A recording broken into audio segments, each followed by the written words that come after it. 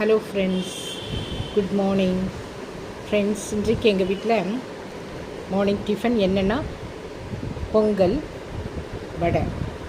இதுதான் எங்களுடைய morning tiffin.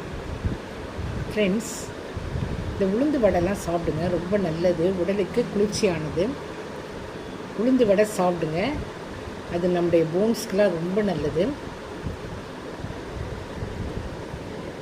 Friends, இந்த மாதிரி பொங்கலும் உளுந்து வடை யாருக்கு பிடிக்குதோ அவங்க லைக் பண்ணுங்கள், ஷேர் பண்ணுங்கள், சப்ஸ்கிரைப் பண்ணுங்கள் அண்ட் கமெண்ட் பண்ணுங்கள்.